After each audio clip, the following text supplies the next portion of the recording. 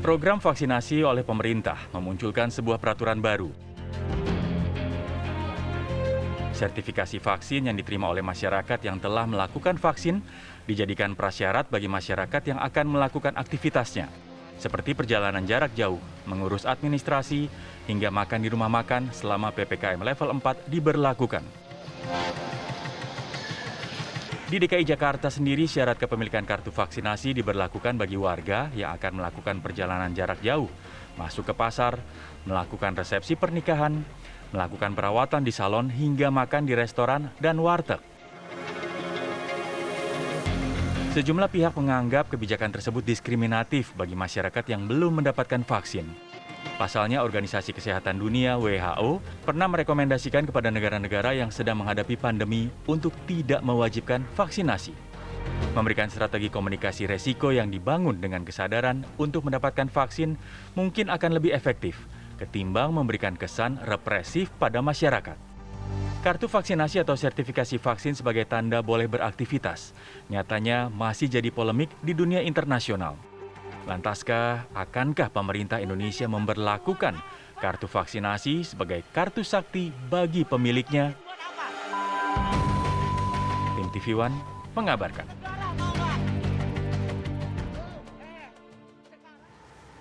Ini menarik kalau menjadi perbincangan ya, karena tidak hanya diperbincangkan kita saja, tapi juga di media sosial juga ramai. Oh, ramai juga ya? Kalau misalnya kita berdua kan nggak seru ya. Kita ajak Anda juga pemirsa berbincang dengan Muhammad Isnur, Ketua Bidang Advokasi dari YLBHI. Assalamualaikum. Assalamualaikum, selamat pagi Mas Isnur. Waalaikumsalam Mas Arif, Mbak Maria. Iya, selamat pagi Mas, sehat? Alhamdulillah sehat-sehat. Sudah vaksin? Nah gitu nanyanya sekarang. Sudah, yang pertama tanggal 7 Juli. Oke, berarti aman lah ya kalau buat Mas Isnur kalau misalnya mau berbelanja, mau makan di warteg misalnya. Karena kalau tadi ada tayangan rekan kita juga Mas, Ken Ana ke Pasar Tanah Abang. Katanya di sana syaratnya tidak hanya pedagang tapi pengunjung yang mau berbelanja, memenuhi kebutuhan mereka untuk membeli baju, pakaian dan segala macamnya ini harus punya kartu vaksin. Tapi kan sebenarnya apakah memenuhi kebutuhan masyarakat ini dengan berbelanja, memenuhi kebutuhan hidup mereka ini kan hak asasi manusia dong sebenarnya ya? Ya, itu potensial sekali melanggar hak konstitusi dan undang-undang, baik undang-undang kesehatan, apalagi juga hak undang-undang hak asasi manusia. Dan ini kan tidak sesuai juga dengan rekomendasi WHO ya. WHO tuh merekomendasikan bahwa soal-soal vaksin ini pendekatannya harusnya pendekatan edukatif, persuasif, bukan pendekatan yang seperti ini represif ya. Dan PBID juga melalui Pak Jubairi Jurban ya, Ketua Mitigasi PBID itu juga sudah menyampaikan bahwa hal-hal seperti ini nggak efektif, malah memunculkan resistensi di masyarakat gitu. Dan cenderung tidak etis ya, maksudnya juga potensial melanggar hak orang lain yang lain, bukan hanya bagi tubuhnya dipaksa untuk terima vaksin, tapi juga dia mau makan tuh hak. Orang mau belanja, beli baju itu hak. Terus dia halang-halangi, tidak jadi makan, tidak jadi dapat pelayanan dan lain-lain gara-gara belum vaksin. Padahal bisa jadi misalnya banyak problematika dia nggak ikut vaksin gitu. Harusnya kan di sana juga ada pengecekan, ada penelusuran latar belakang. Apakah orang ini misalnya memang belum layak dapat vaksin, orang ini misalnya juga memang ditentukan nggak dapat vaksin, atau secara usia dia belum mencukupi. Jadi di lapangan potensial juga ke depan di lapangan dalam prakteknya akan banyak pelanggaran gitu, akan banyak kira-kira hal-hal yang berturut-turut melanggar dan diskriminatif. Meskipun tujuannya adalah sekali lagi kesehatan. Ya, pertama gini, kita uji dulu vaksin ini kan tujuannya apa sih, targetnya? Kan targetnya herd immunity kan, kekebalan sosial yang lebih masif lagi kan. Itu kan kemudian pada akhirnya juga bertanya kepada orang yang akan masuk. Kalau kita baca Undang-Undang Kesehatan pasal 5 ayat 3, setiap orang tuh berhak menentukan secara mandiri dan bertanggung jawab apa fasilitas kesehatan yang dia pilih gitu. Jadi tidak boleh dipaksa seperti itu gitu. Apalagi berdampak pada pelayanan sosial, pada administrasi dan lain-lain. Seperti itu. Tidak mungkin sebetulnya kan tidak memaksa begitu ya Mas Isnur ya. Hanya mungkin beberapa lini kehidupan, aktivitas kehidupan masyarakat dibatasi jadinya karena saya lapar, saya mau ke warung, oh tapi harus ada ini, oh saya nggak jadi ke warung. Saya perlu beli baju, saya mau ke pasar, oh ternyata di pasar ada surat, oh saya belum vaksin, saya nggak jadi beli baju. Karena kan konteksnya juga masih PPKM level 4. Ya, begitu Mas Isnur. Ya, itu yang oleh Undang-Undang Dasar 28J disebutkan kalau pembatasan hak asasi manusia seperti itu harus oleh undang-undang. Nah, sekarang Undang-Undang Kesehatan bilang itu pilihan, bukan pemaksaan. Kalau mau Anda buat seperti itu pembatasannya, buat di undang-undang. Jangan buat di SK Kepala Dinas.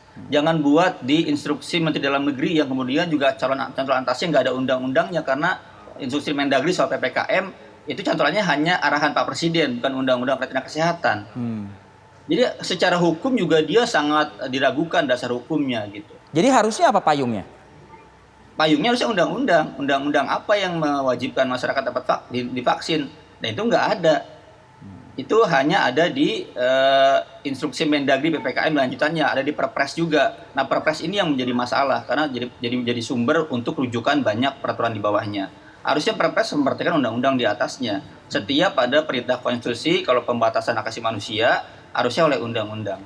Dan untuk membahas undang-undang ini kan tentu tidak bisa dilakukan dalam waktu singkat, Instan. membutuhkan waktu yang lama. Sedangkan mengenai hal kesehatan ini kita kejar-kejaran dengan waktu, Mas.